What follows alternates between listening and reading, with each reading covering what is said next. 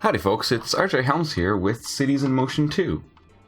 So this game, after I did the introduction, or the couple episodes of City Skylines, I was kind of interested in going back and looking at some of the older Colossal Order games. So as I think I mentioned in those episodes, Colossal Order, before they did City Skylines, produced two games that were kind of public transit simulators, and that's Cities in Motion and Cities in Motion 2. And the story goes, I'm not sure how true this is, that their goal from the beginning was always to build a really modern city builder, but they chose to focus on the transportation management genre for a couple games just to kind of make sure they knew what they were doing and they could build realistic cities and understand how that sort of simulation worked before they took the leap to doing the full-fledged city builder. So I'm looking at the second game here. I went back to both of them, but the first one it's a little bit rougher on the edges compared to what you're used to when you've played Cities in Motion 2 and City Skylines. A lot of this, just kind of the way the city looks, should look really familiar to someone who's played City Skylines. A lot of the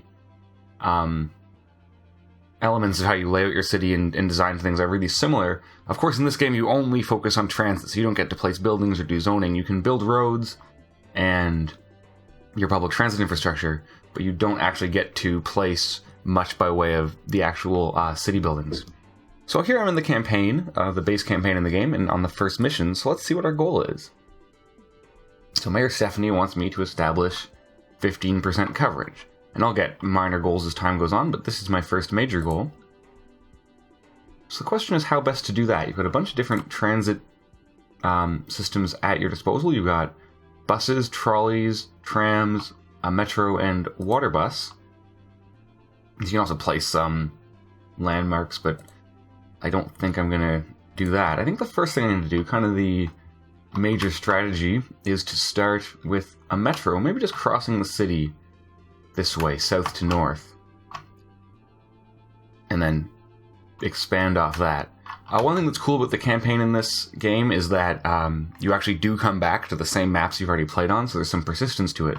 So decisions that I make here I'm going to be stuck with for potentially a very long time, which I always found when you first started a little unforgiving. Like, you're going to build routes now and you have no idea what you're doing because you're just, maybe you've done the tutorial, but you're just dumped right into the campaign with this open-ended goal of build a transit network. And so if you make some really, really bad decisions,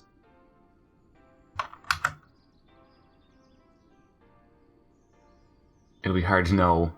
You'll be stuck with them. You'll have to potentially remove things or rebuild systems later because of those decisions you made that you kind of come to regret. So I'm just going to build a metro line, probably more or less following this street. I'm going to place my depot, and then I have to build my track.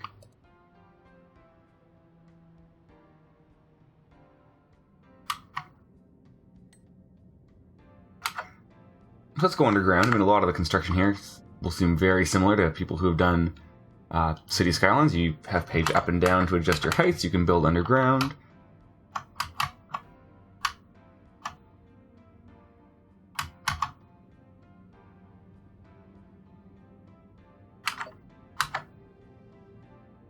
Gonna pull this kind of straight across.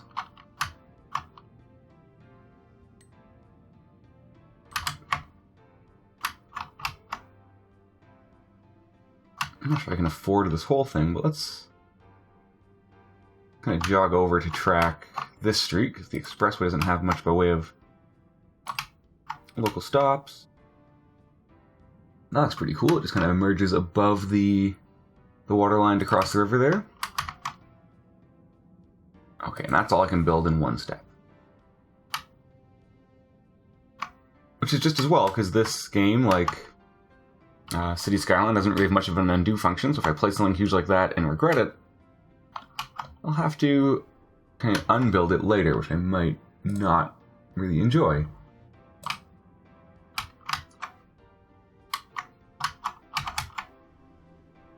So as far as where I want to go, I mean, kind of coming up over here and looping around seems like it makes a lot of sense.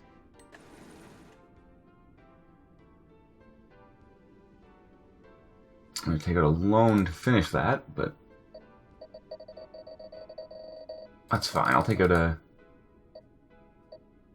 nice long repayment period loan. That should be no problem. But yeah. A $50,000 loan with a payment period set so that my weekly payment is $1,000 a week. Oh, I didn't want help. Should do just fine. Let's go back to our line. Where did that end? It ended up over here.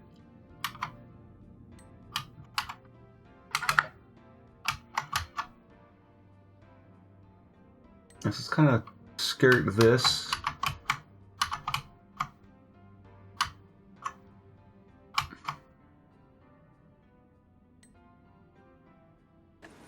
Go over here.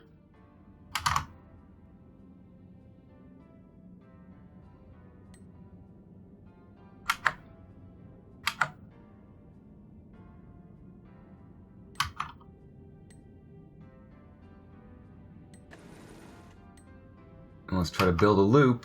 Yeah, just like that. For the end of my system.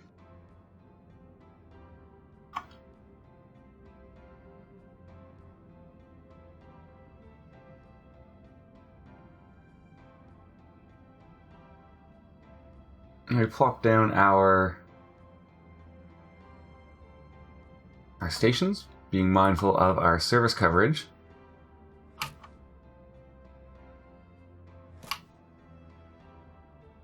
Do them all in one direction and then build new ones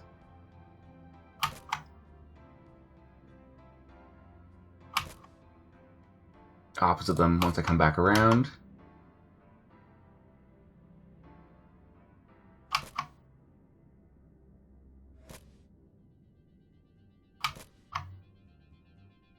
Yeah, with the goal of having them just kind of barely overlap.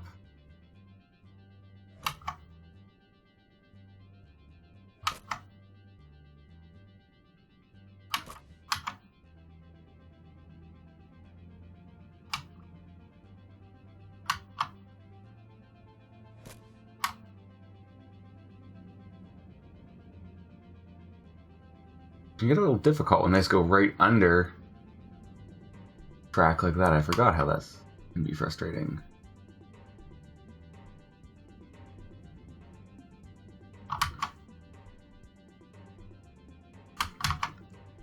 Yeah, there's definitely a couple places in this game that are a little bit rough around the edges.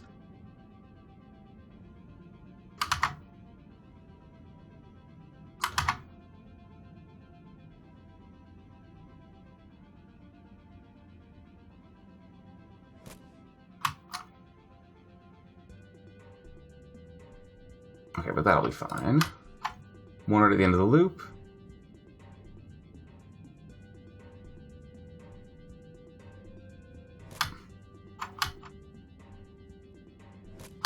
Then just build our stations going back the other way.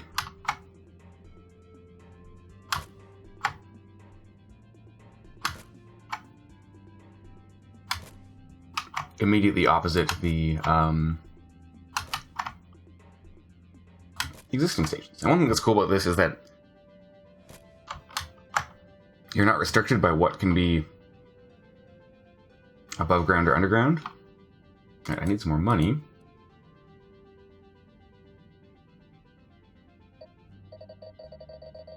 Let's take out another loan for $50,000. Or such that my my payment is another $1,000 a week.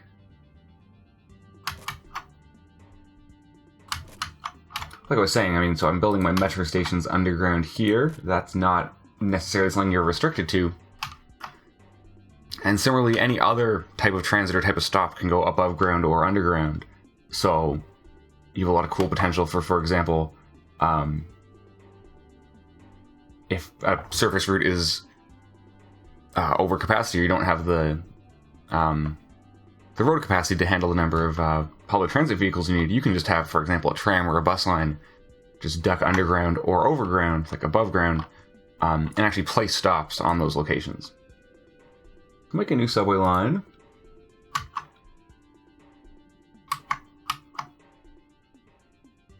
assign it to this depot, I'm going to stop the line. And I just assign it to all of these stops. You can see here filling in is the actual planned timetable for each stop. So the timetable starts at stop 1, which is at 0 minutes past the time that you specify. And this can get very important when you are building your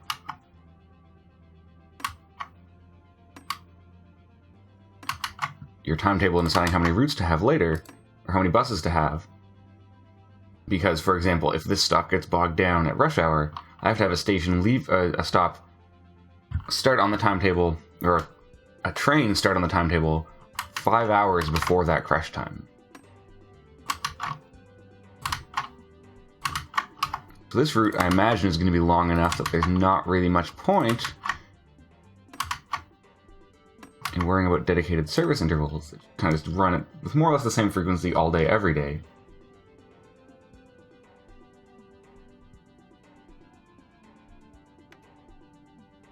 So I can see here my line at its peak right now will need 5 metro trains.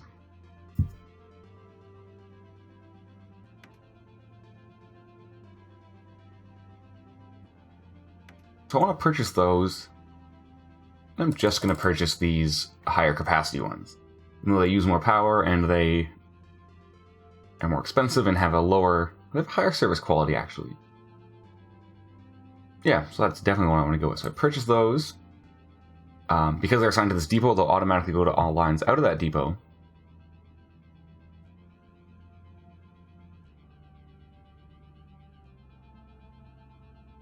So I can start my route.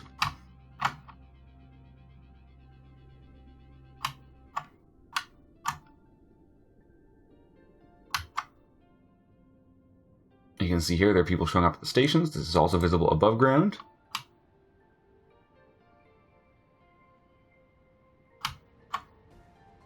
I look at what people's satisfaction is. They're going to say it's late because the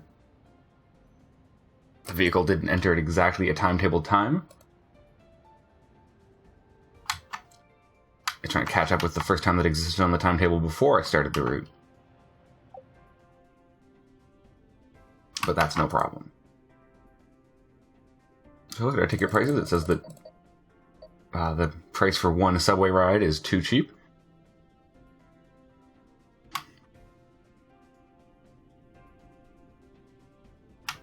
So we can start thinking about how we want to extend this system. Go to my data views. I can now see this is the area of my city that is covered by my transit network. The yellow means that it's just one line covering it, which makes sense because I only have one line. But that's going to form a pretty good backbone for my system, I think.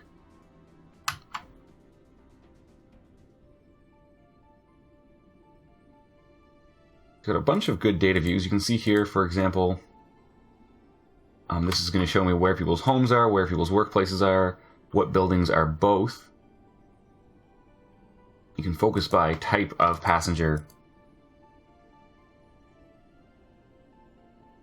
just to get a sense of what sorts of people are going to want to go what sorts of places.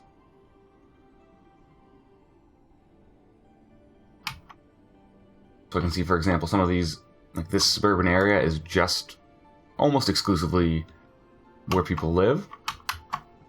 There's an industrial park and all sorts of things, so maybe a good thing to do is to focus on kind of one of these two islands and build some local service to kind of build off of the backbone that I have in place.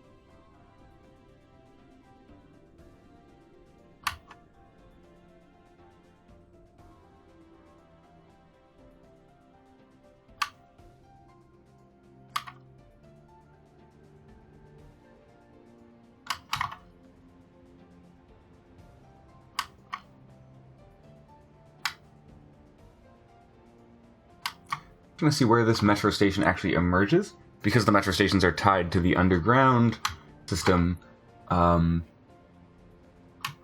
they will pop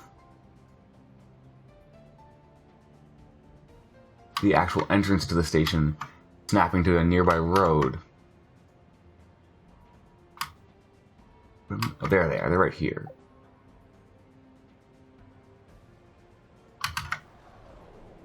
I'm not sure which one's which. I imagine they're right next door to each other, which is fine. Maybe a good choice would be a short little bus route connecting this station down to there. If I kind of kept a grid going, these links are probably short enough for buses, and those might want trams. So let's do exactly that.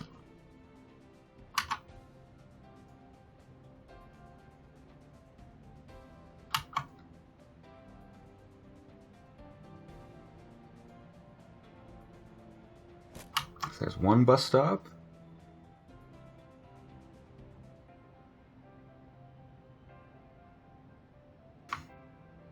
There can be a second.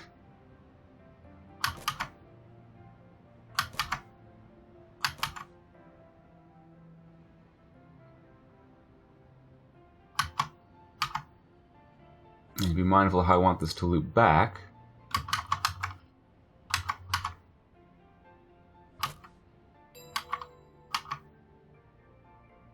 I think I could go just down here.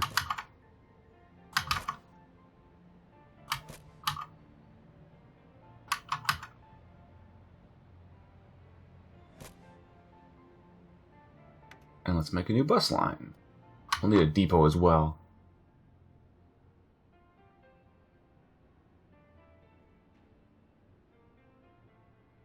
But this depot could potentially serve a lot more than one line.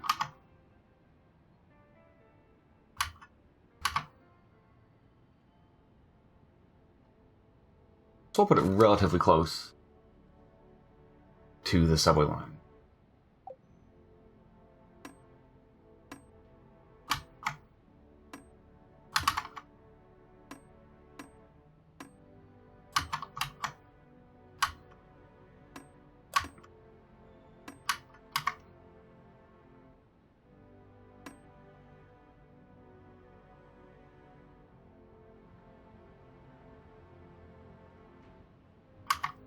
That was actually a bit of... I forgot about that. This doesn't have to close a loop, so I can remove that stop. Just have you go by here.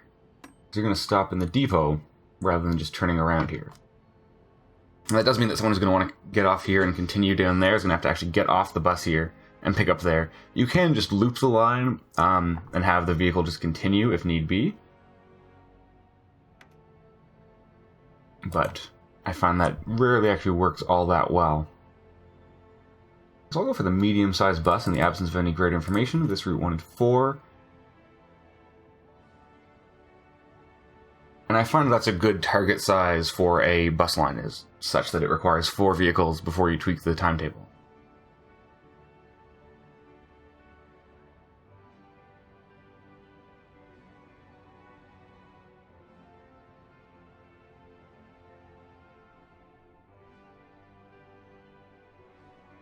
So now I'm starting to get missions. A lot of these missions are kind of annoying, to be honest. This one seems perfectly reasonable. If you got the option to reject it, it's just kind of a side mission.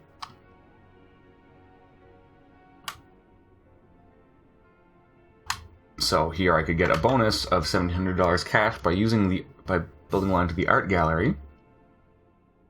That's somewhere where I'm going to want my system to go anyway, so I'm going to accept this line, that mission.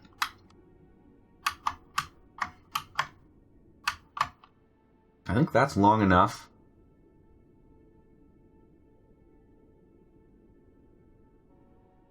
That should probably be a tram stop.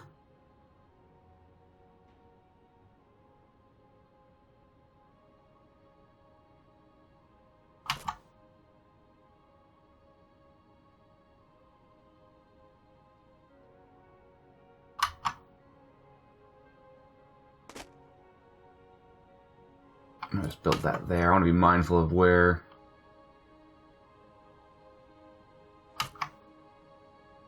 these stops are ending up.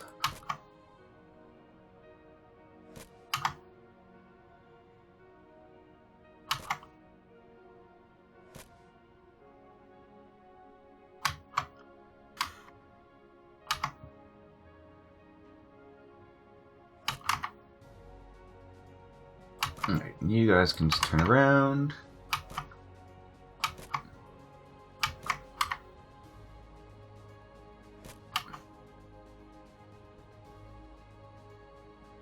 I need a tram depot as well. And sure, you can go down here.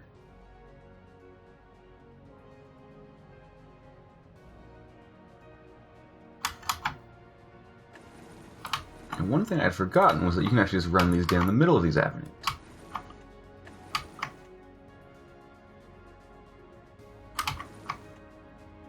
So these stops are going to have to get moved.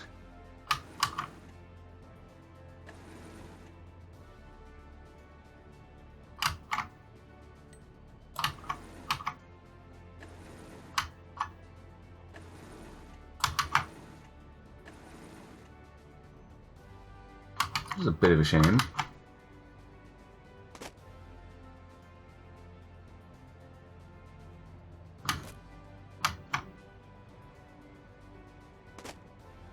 I'll just clear all of them and then rebuild all of them.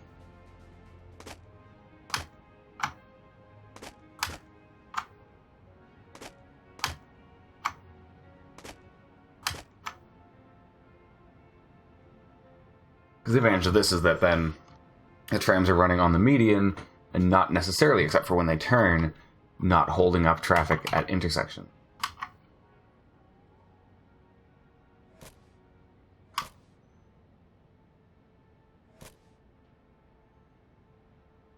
Which is a pretty nice perk if you ask me.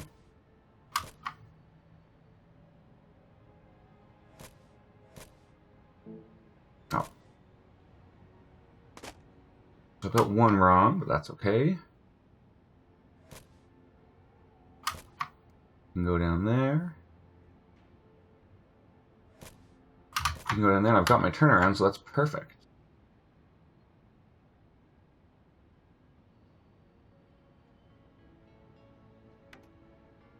Now we create our tram line.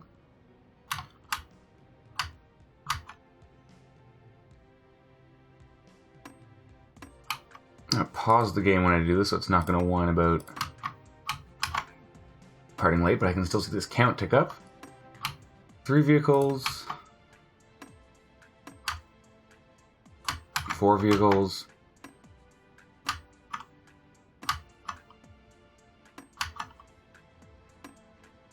4, perfect.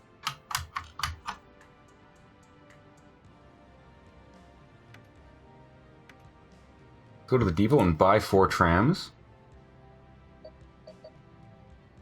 Go for the middle ones again. I'll need another little loan.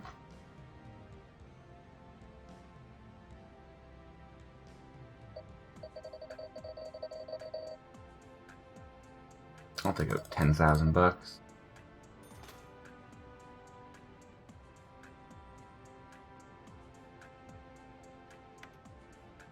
Once again, I need 4 vehicles. And now I can unpause. Let's check our prices. And one thing I'm going to want to do is actually set some districts now. Actually, I should do that before I worry about these prices. This is one thing that's cool about this system is you get to set...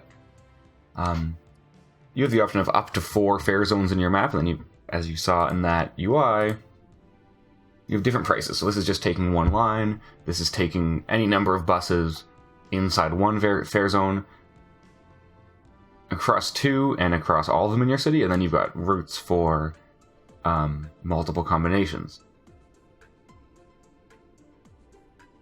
So the reason why I can set up different routes, different fare zones, is that then there'd be a different price, for example, for someone who is taking the subway in the tram just in this area versus someone who's coming across to that area. And this district tool should look fairly familiar to someone who's played City Skylines.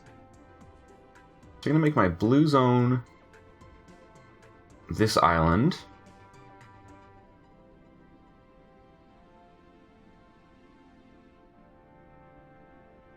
And my green zone this island.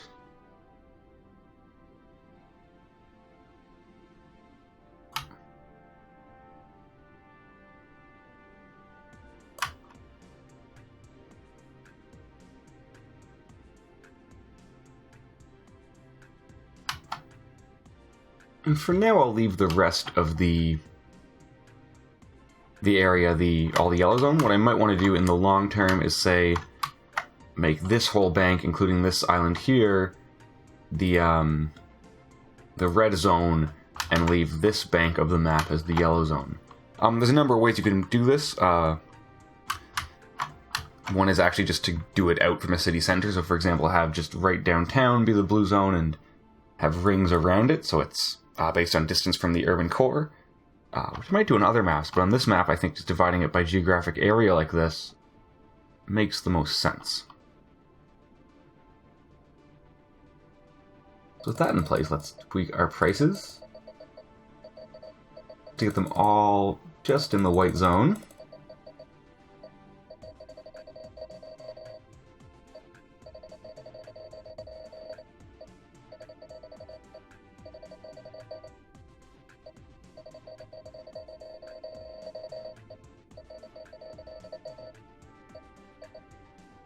Looks like a lot of these people are willing to pay quite a bit for, which makes some sense. Let's do a demo look at our missions.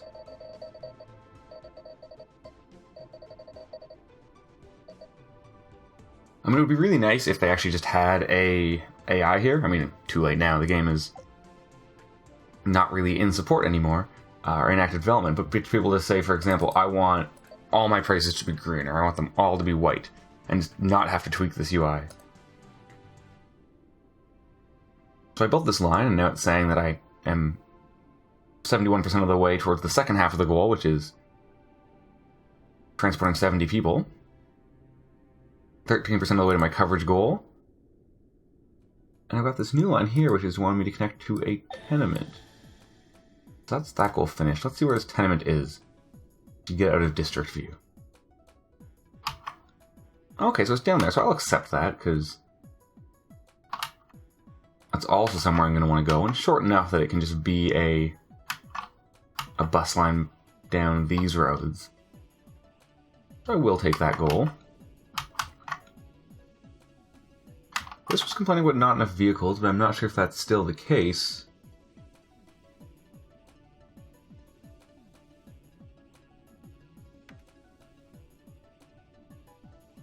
And empirically, what you want to do is just kind of check up on your stations, see why people are unhappy. So this stop here is passengers unhappy for waiting too long. It means I could up the service interval on my bus line 1, but since there's only 3 of them, I'm not really worried about that. I kind of find as a policy it's worth it to not really stress low ratings on stops that there's not enough people waiting, because am I really gonna... This one as well is another example.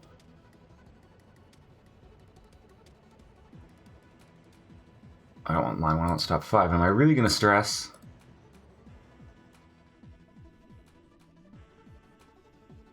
five people being upset about waiting at a subway station? No, I might stress 30 or 40 or 50, but 5, probably not.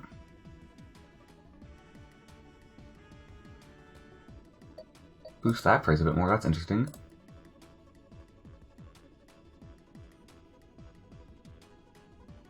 So I can see here, yeah, right away, even though I've got $2,200 of loan repayments and interest a week, I'm expected to be earning $3,000 a week. That subway line is more than paying for itself, which is really excellent.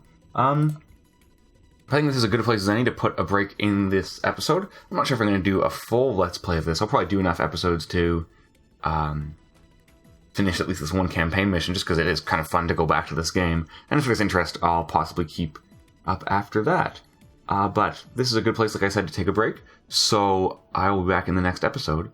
Thanks so much for watching. Leave a comment below if you want to see more of this, if you have any feedback or any thoughts about the Cities in Motion series. I think it's really cool, and cool to compare it to City Skylines now that there's more buzz about that with the expansion, and kind of see where Colossal Order and their city builder designs decisions kind of came from.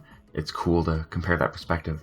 And yeah, don't forget to like this video and subscribe to my channel if you want to see more things like this, and I'll see you next time. Thanks so much.